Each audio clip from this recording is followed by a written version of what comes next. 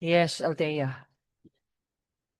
Hindi At po ako nakapag-present kanina kasi nag-enter po ako, si Jelly na po yung tinawag.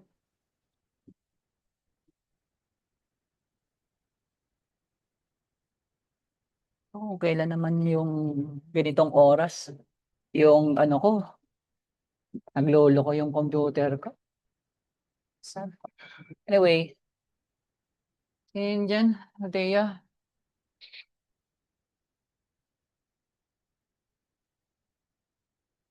Sino pang hindi nakapag ano?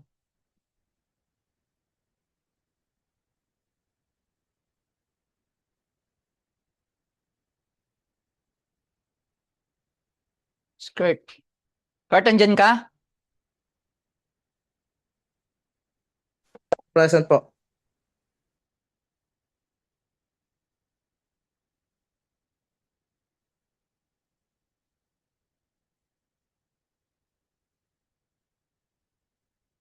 Sino pang ano dyan?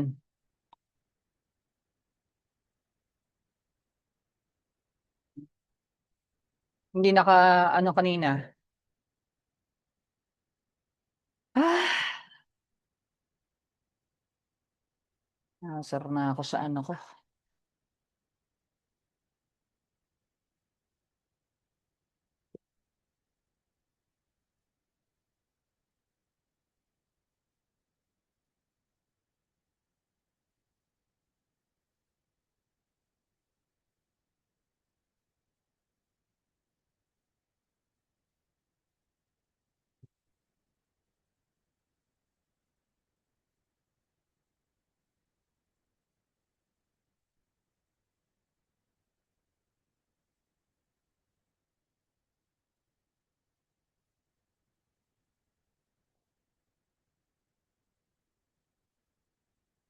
Ano? Ah, kakabuan, nakakabuan, nakakabuan.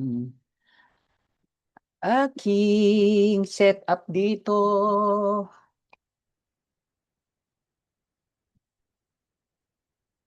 Setup ko, yung gulo.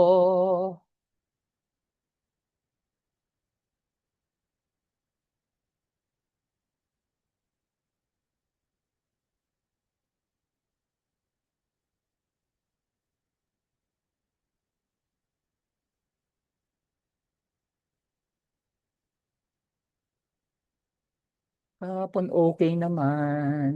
Okay naman kahapon. Ano nangyari? Anis.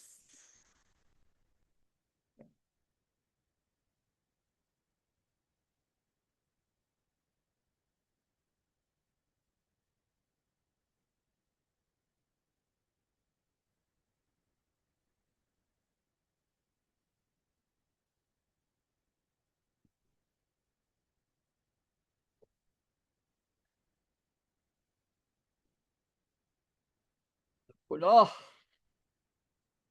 Gagawin ko.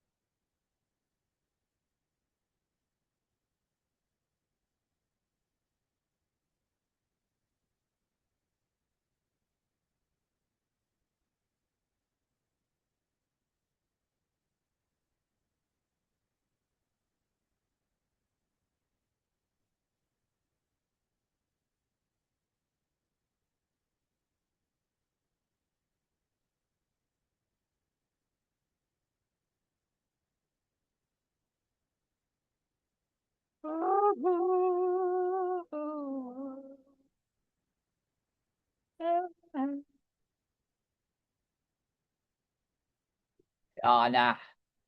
Tanga. Sorry class. Kahapon, hindi man ganito.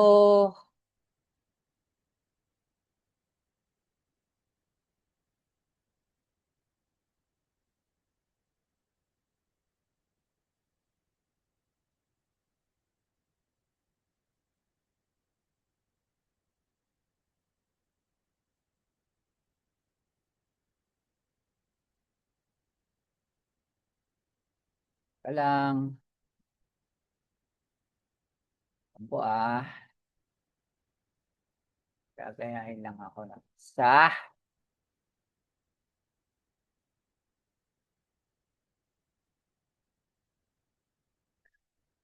Gaguluhan na ako.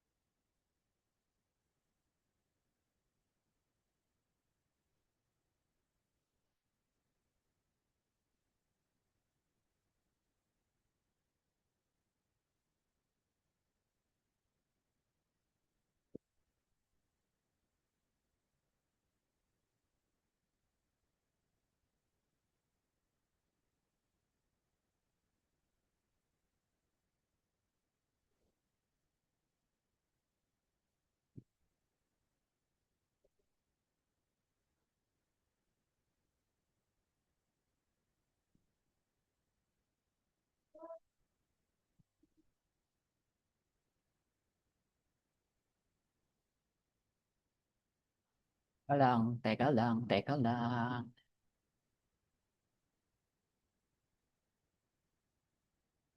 Hmm.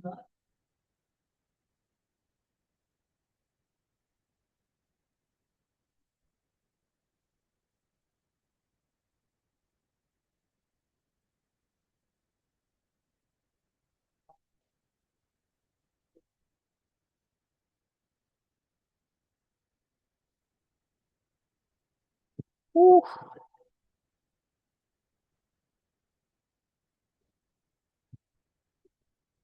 Ayan, class, nakikita nyo? Patapos nga.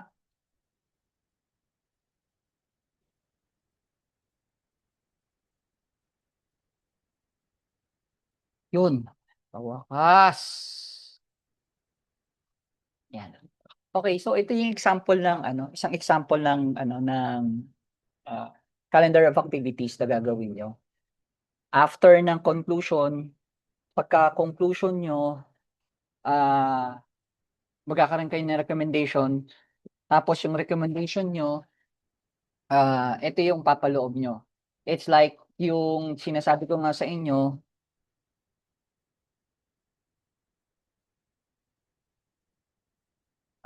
gaya na sinasabi ko sa inyo, after ng conclusion, ito na yung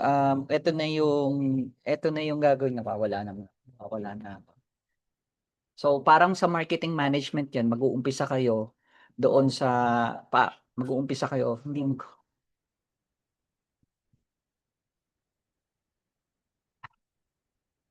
yung tipong para kayong marketing management, you will manage a campaign. So ito kasi is an example of a calendar of activities for a whole year.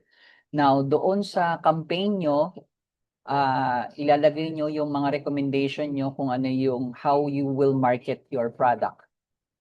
Okay? Nagigets ba? Andiyan pa ba kayo? Open nga kayo ng camera para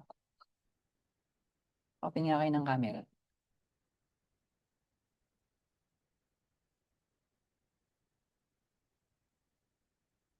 So, parang ganito yan. Now, included dyan yung mga expenses nyo, expenses na gagawin nyo. Example nito, example lang to kasi itong mga to, ang gumawa nito kasi is yung first year ko dun sa entrepreneurial management. Pinagawan ko rin sila ng calendar of activities sa entrepreneur. Pero ito ay isang example para sa inyo. So, hayaan niyo muna, huwag niyong pansinin yung mga expenses nila diyan kasi may pina-update pa ako sa kanila. Pero sa inyo, you have to research about your expenses in regards to the campaign or the calendar of activities that you're going to do. Like for example, ito, yung sa February, kung makikita nyo, February 10, naka-detailed yan kung ano yung gagawin nyo tsaka yung mga expenses nyo. So sa mga expenses nyo katulad ng ganito, bawa ganito ginagawa na promo selling price, week price, etc. ganyan-ganyan. Tapos nakalagay kung anong promo mo, magkano yung gagastusin nyo. Tapos continue nyo lang yang mga gagawin nyo kung bahala kayo kung ang gagawin nyo dyan for a recommendation. But it's a 1-year campaign or calendar of activities para for recommendation para doon sa ano nyo, para doon sa product nyo. Now, yung mga gagawin yung calendar of activities is based on the results of your survey. Now, for example, nakalagay doon, you're going to do an ads for this artist or something like that. Ilalagay niya din yun kung magkano yung contract niya, ganito ang gagawin, etc. Tapos ilagay niyo yung pinaka-expenses niyo if you're going to have an advertisement of this. Advertisement na nalagay, kung nakalagay dyan, advertisement at anong klaseng advertisement, ano yung tema, ano yung summary, pagkatapos i-describe nyo kung ano yung theme, etc., ano yung gastos, production, etc., etc., etc. Kung magbi-billboard kayo, magkano yung campaign nyo or magkano yung rent nyo doon sa billboard, magkano yung bayad nyo, magkano yung pictorial, etc. Lahat ilalagay nyo. Parang i-describe nyo yung pinaka-event, pinaka-situation, pinaka-activity na gagawin nyo. Like example, kung gagawin nyo ganito, promote upcoming Valentine bundles, accept early reservation for small discount, polls, teaser, distribute, simple flyers, example. So ito, promo selling price, sweet Paris, example yung ganyan. So ilalagay nyo pa kung ano yung expenses nyo dyan. Ano yung mga mechanics. Mechanics ng halimbawa, ito, yung sa Valentine's Day special nila. Promo, selling price, magkano, paano makaka-avail sila, etc. I-describe nyo kung paano yung gagawin nyo dyan sa marketing strategy na ganyan. Naiintindihan? Any questions? Any questions?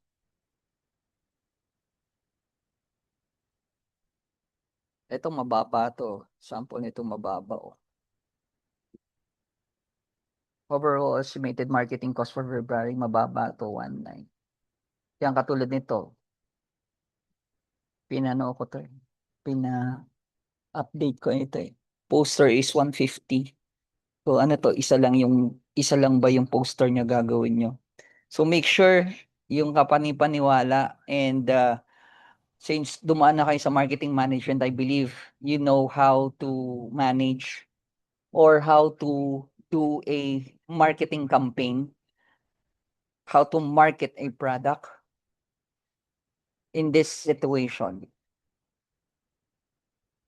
Okay? Kasi since you have the results on your sino nagsusulat? Since you have the results, you know now those sa marketing research, sabi nga natin, it's a document that helps marketers or top level management to decide kung ano yung gagawin para to market their products. Now, you have the results, use that results for you to be able to decide to strategize what are the possible strategies that you're going to do in order to promote or sell your product. in order for you to increase the sale. So the problem was in marketing research, the problem was how to increase sales. You have the results based on your survey. Now you recommend and strategize. Recommend what ano yung dapat mong gawin, what you should do, what are the strategies that you have based on the results of your survey. Naintindihan? Any questions? You need to put the detailed information or detailed activity in regards to this one. Detailed activity, hindi yung ganito pa, hindi lang yung ganyan na detailed talaga siya kung ano yung gagawin nyo because of yun yung pinaka-recommendation nyo para do sa MR nyo. Nagigets?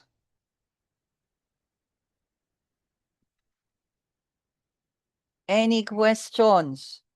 Kasi yan yung part na dapat yan yung part na dyan na kayo yan yung part na i-defend nyo na yan. Yan yung part na i-defend nyo. Yung mahalaga, isa sa mahalaga sa pagde-defend nyo ng marketing research nyo. Yung strategies na gagawin nyo para doon sa inyong marketing research, doon sa pagpopromote ng inyong products based on the results of your survey. Now, I don't need to check this.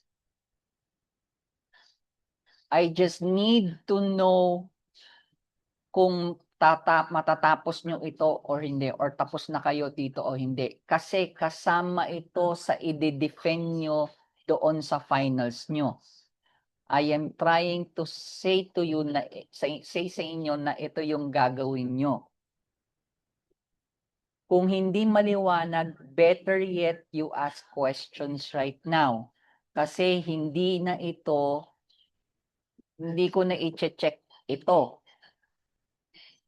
Doon na to i-check or doon na ito i-check sa based on doon sa finals sa pagde-defend nyo na ng marketing research nyo.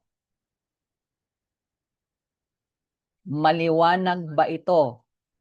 Any question?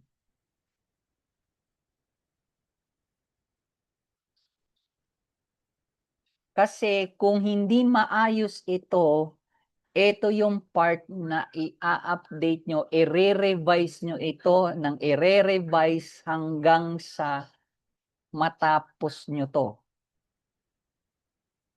Let's say for example, pagdating doon sa defense nyo ng marketing research at hindi magtutugma ito, hindi magtutugma sa expenses nyo, mare-revise o i-revise ito.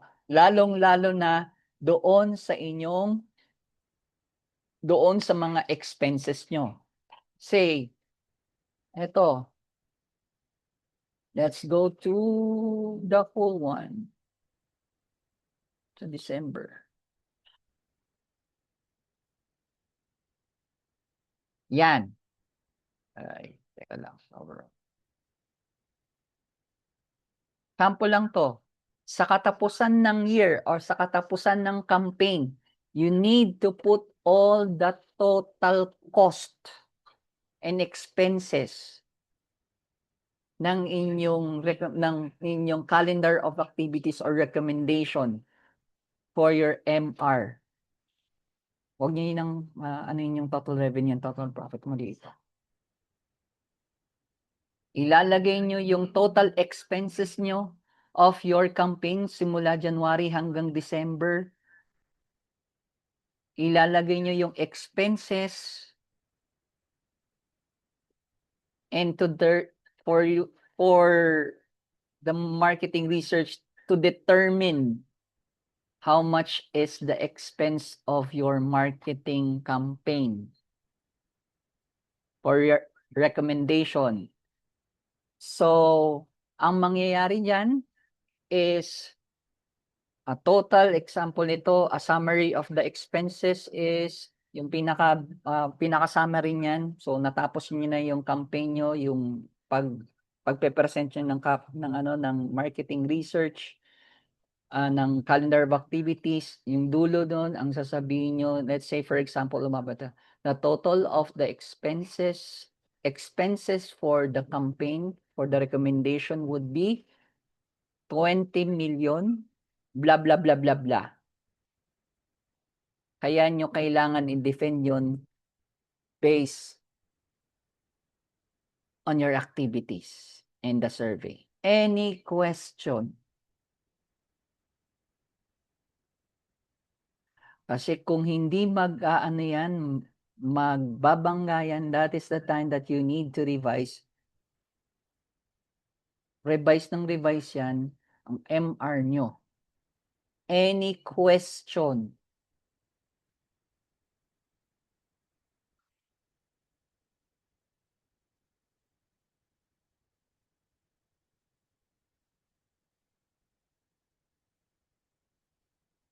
Any question?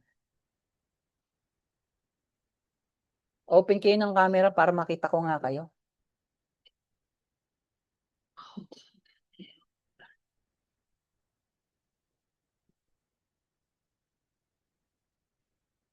Narinig ba ako?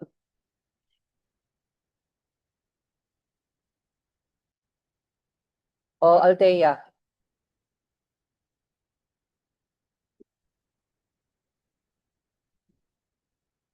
Any question?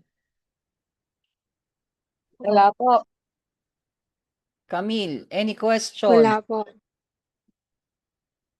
Wala po, sir. Gets po. Sure ha, wala kayong question ha? Mamaya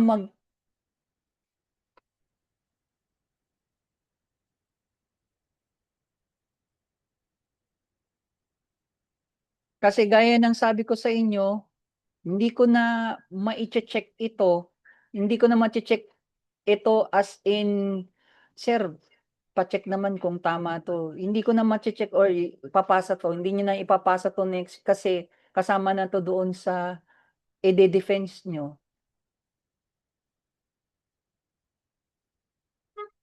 Gusto ko lang maliwanag na naiintindihan nyo.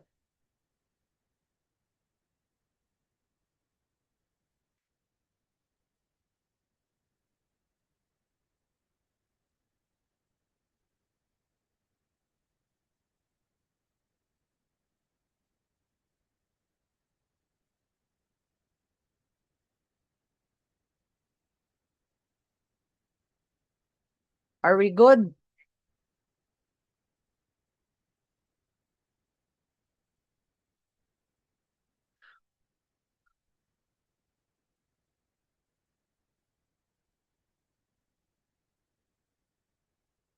Iya. Sabi ko sa inyo wala.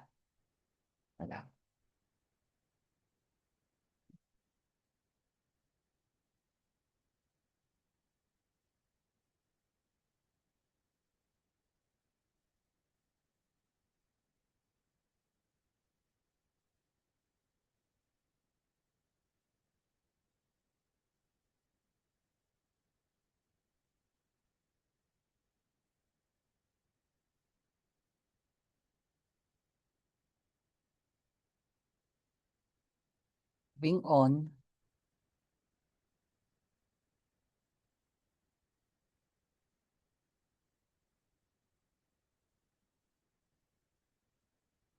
Some of the things that you can take note of.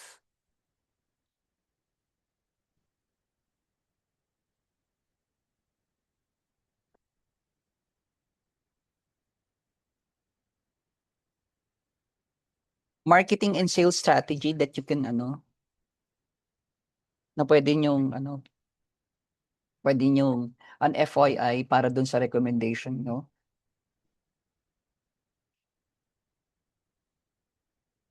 Okay. So, in a business plan or in a business, sa MR din, marketing and sales strategy explains how you will grab attention and convert it into cash. think of it as a bridge between your great idea and profitable reality. Now, after that you have the results of your surveys, eh, in order for you to have a recommendation, you also need to market. You need to market, and you have those strategies in promoting and selling the products. Now, these are some FYI lang. The marketing strategy. This focuses on how you will reach your audience and position your brand. Yung marketing, makakatulong ito para, yes, doon sa pag-increase ng sales nyo. Sa pag-increase dun sa sales, ito makakatulong sa inyo, makakatulong doon sa pagtaas ng sales nyo. This focuses how you will reach your audience and position your brand. Ano-ano yung makakatulong sa inyo? You can focus on the 4 Ps, define the product, the price, the place, and the promotion. Positioning statement. You can also do a new position statement. Clearly state how you differ from competitors. You can launch a campaign using a new tagline, luxury leader, or the budget friendly disruptor channel strategy. Also, pwede kayong magpunta sa another channel or another segmentation. You can concentrate. Kung dati nandun kayo sa kids, pwede kayong concentrate doon sa mga matatanda o senior, another channel strategy. You can decide whether to spend your budget on social marketing or content marketing or search engine optimization. You can concentrate on the sales strategy. This detail the literal process of closing deals and managing leads. You can go to sales funnel, map the journey from awareness. You can do a campaign for awareness of your product, to sign up for interest groups. You can also go to some decision in buying some other, like for one of the example that I have no na nangyari dati sa early stage ng talk and text and smart, kasi dati hindi pa yan, magkaiba pa yan, talk and text at saka smart eh. Nung nakita ng smart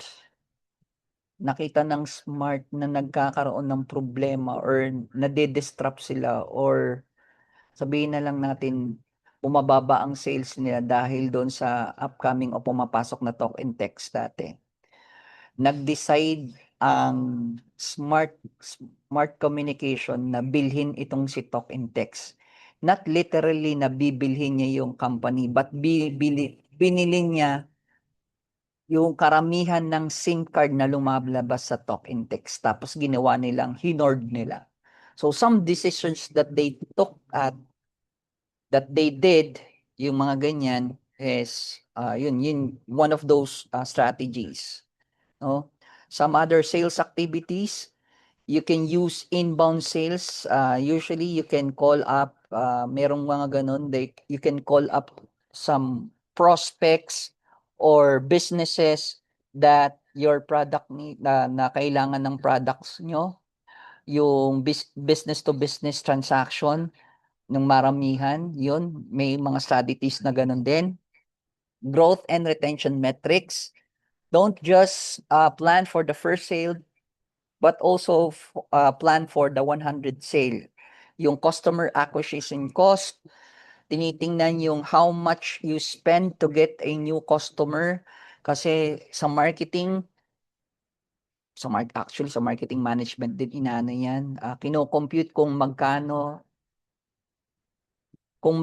yung ginagastos mo per person, how to get a new leads. Kasi in order for para makita mo yan, para malaman mo kung magkano talaga yung gagastusin mo, kung ano yung budget mo patungkol dyan. Ano pa, yung lifetime value. Lifetime value, the total revenue of a customer brings in over their lifetime. So kino-compute din yan para makita nyo kung magkano yung probable na pwedeng ma-spend ng isang customer sa kanyang lifetime sa pagbili ng inyong product. Kasi in that case, titingnan niyan kung yung pinaka-peak kung magkano yung kaya niya, kung magkano yung kaya niyang gastusin para doon sa product mo. And if he or she is still willing to buy your products or another products pertaining to another innovation of your products, maybe a new scent, etc. Or referral programs. You can also do that for your campaign. Referral programs. There are some strategies that you can do for referral programs, like a good publicity for your for your product, how you'll turn happy customers into a free marketing team. Free kasi yan, kaya yun ang kagandahan nun doon sa doon sa referral program, and sometimes word of mouth o doon mismo sa mga tao nanggaling na sa kanila sa pagpo-promote ng inyong ng business mo or ng product mo. Yun, walang bayad yun, kaya maganda yung ganun. Okay? So, alam naman natin ito, yung product, yung ano natin, yung ating